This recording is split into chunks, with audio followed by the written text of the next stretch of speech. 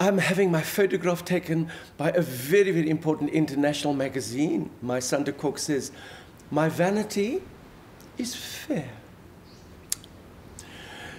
You know, John F. Kennedy said it so clearly. He said, it's not what your country can do for you, it's what you can do for your country.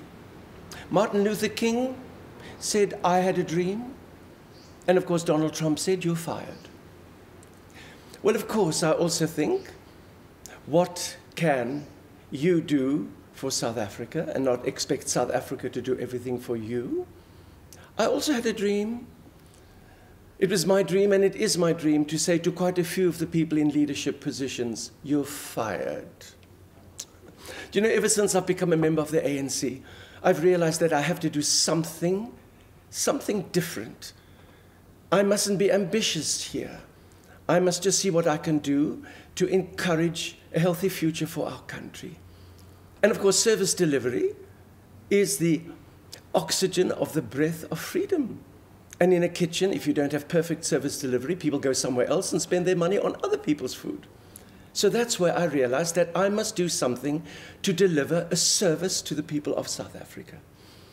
Of course, we have turmoil in the ANC and the country at the moment, everybody preparing for the December Congress, when a new leader for the African National Congress will be chosen, who will become the new president. And we have some interesting people. We've got two women who are standing for the presidency, meaning woman being president. No? We've got Nkosazana Dlamini Zuma, the Duke Diva, and of course Lindiwe Sisulu, who I call the Princess Royal. Oh, if she becomes president, she has to make her hairdresser the deputy president, van die hare, a bad hair day, and she will also be parking cars around Lutuli House like Derek Hanekom. And then, of course, we've got a cluster of men who are standing to become the president. And, of course, everybody, each candidate is telling the voters and the people what the voters and the people want to hear, because they want their votes. Now, why am I saying this to you? Yes, he says, I'm nearly ready. Would you tell the photographer I'm nearly ready? I'm saying this to you because I am not the ex-wife of a president. I am not the daughter of struggle icons. I am not the writer of a constitution. I am just Evita Bezuidenhout. And I've decided to announce my candidacy for the presidency of the African National Congress in December.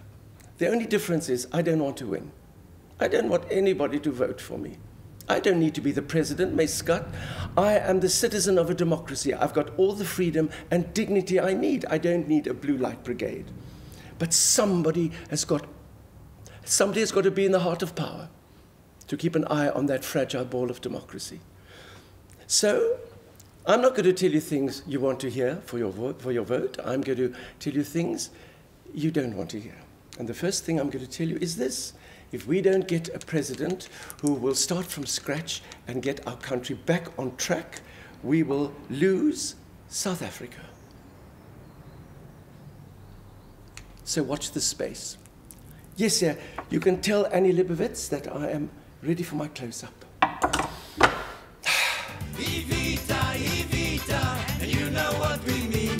Evita, Evita, always on the scene. Evita Bezuidenhout, Evita should be queen.